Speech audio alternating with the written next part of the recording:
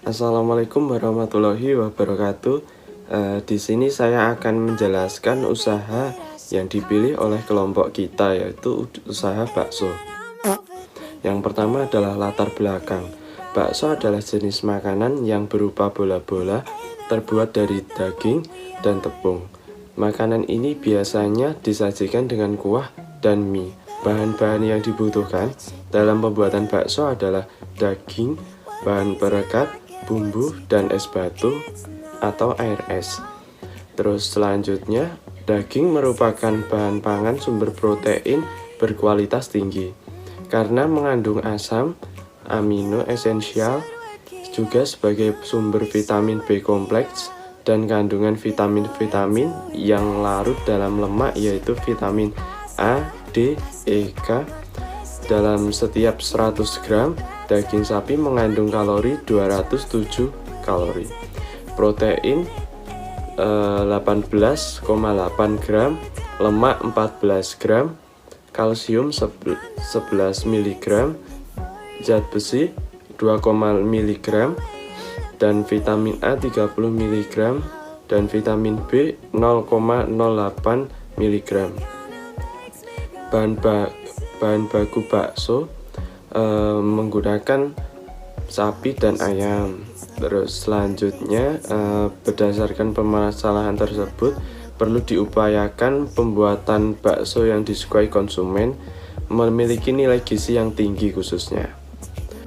Terus selanjutnya, yang sudah kami lakukan penelitian, yaitu usaha ini bernama Bakso Krikil yang didirikan oleh Bapak Nur Rohman sejak tahun 2003. Usaha ini dijalankan oleh keluarga sendiri. Bakso Krikil ini bertempat di seberang jalan raya yang memiliki lokasi strategis karena dekat dengan kampus UMM dan lokasinya padat penduduk. Usaha ini tidak membayar tempat sewa, dikarenakan tempat tersebut milik sendiri. Memiliki karyawan lama 1 orang, sekaligus pemiliknya ikut membantu menjalankan usaha tersebut. Terus, bakso kerikil ini bisa menghabiskan 300-500 porsi per 3 hari sampai 4 hari. Usaha ini menerima pesanan dari luar untuk acara apapun. Bakso kerikil ini banyak diminati oleh kalangan masyarakat karena rasanya yang enak sehingga menjadi peluang bisnis yang cukup menguntungkan.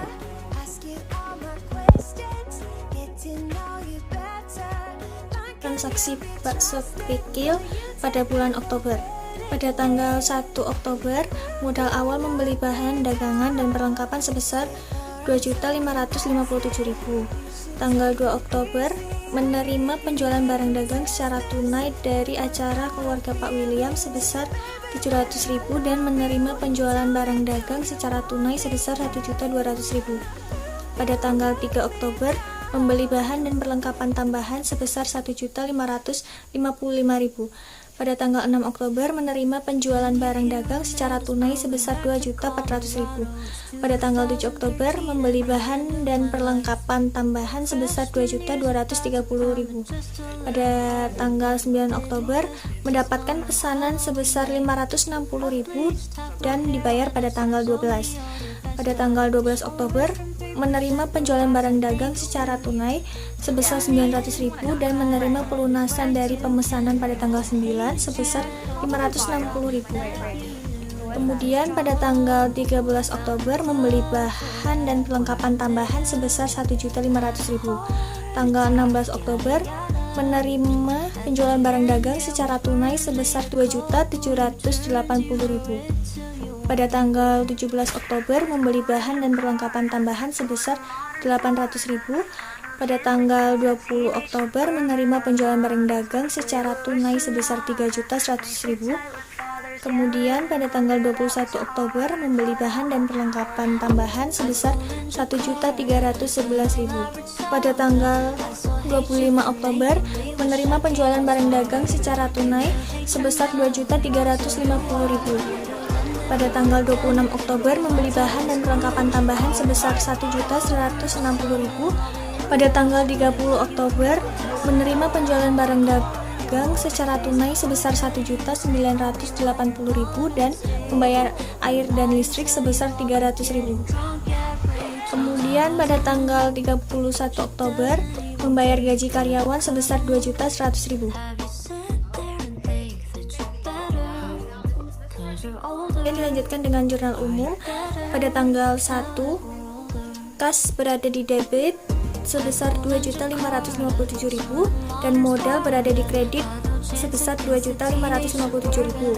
Pada tanggal 2 kas berada di debit sebesar 700.000 dan penjualan barang dagang di kredit sebesar 700.000.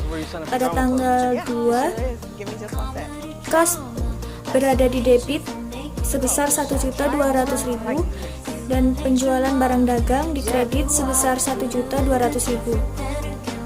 Pada tanggal 3 persediaan berada di debit sebesar 1.555.000 dan kas berada di kredit sebesar 1.555.000.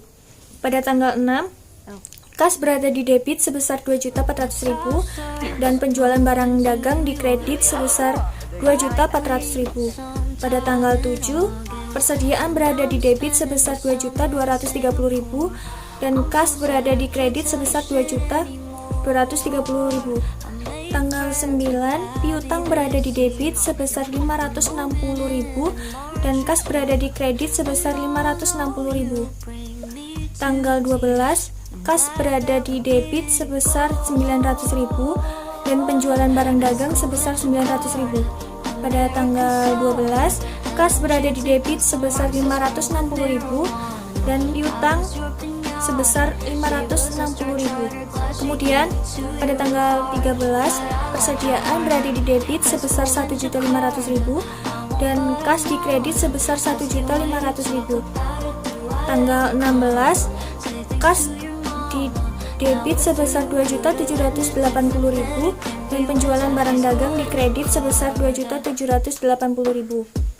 Tanggal 17 persediaan berada di debit sebesar 800.000 dan kas berada di kredit sebesar 800.000.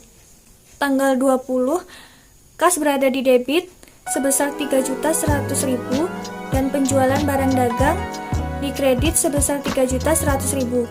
Tanggal 21 persediaan di debit sebesar 1.311.000 dan kas di kredit sebesar 1.311.000. Tanggal 25 kas di debit sebesar 2.350.000 dan penjualan barang dagang di kredit sebesar 2.350.000.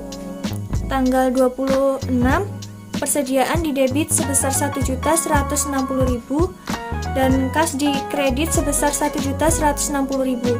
Tanggal 30 kas berada di debit sebesar 1.980.000 dan penjualan barang dagang di kredit sebesar 1.980.000. Pada tanggal 30 beban air dan listrik di debit sebesar 300.000 dan kas di kredit sebesar 300.000. Yang terakhir, pada tanggal 31 beban gaji karyawan di debit sebesar 2.100.000 dan kas di kredit sebesar 2.100.000. Totalnya sebesar 30.043.000. Berikut ini adalah pembukuan buku besar bulan Oktober pada penjualan bakso Pak Nurohman. Yang pertama ada buku besar kas dengan total sebesar 7.011.000.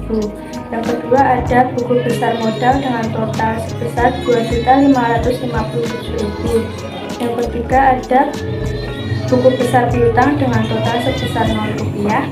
Yang keempat ada penjualan barang dagang dengan total 15.410.000. Yang kelima ada buku besar persediaan dengan total sebesar 8.556.000. Yang terakhir ada buku besar beban dengan total 2.400.000.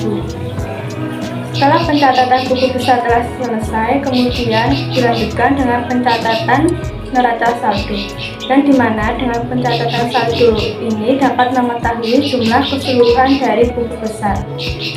Berikut hasil pembukuan neraca saldo yang dari data tersebut dapat dilihat bahwa totalnya sebesar 17.967.000 dan hasil tersebut antara debit dan kredit sama-sama balance.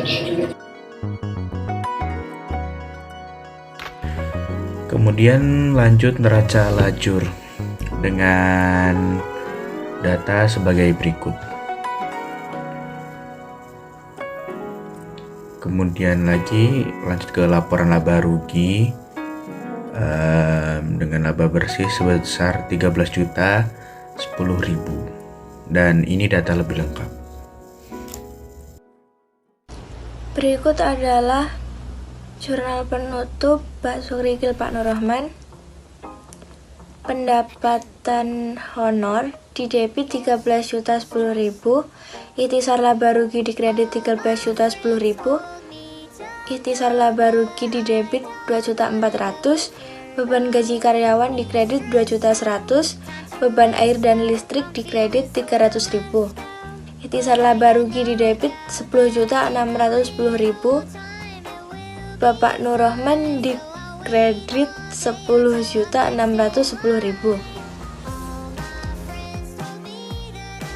Selanjutnya, bab yang ketiga yaitu penutup. Di bagian penutup ada kesimpulan. Setelah menghitung dan mengurutkan transaksi melalui jurnal umum, buku besar, neraca saldo, neraca lajur, ikhtisar laba rugi, dan jurnal penutup, dapat disimpulkan bahwa Bakso Pak Nur Rahman sangat untung. Karena dari data dan hitungan kami, Bakso Pak Nur Rahman memiliki laba sebesar Rp13.010.000.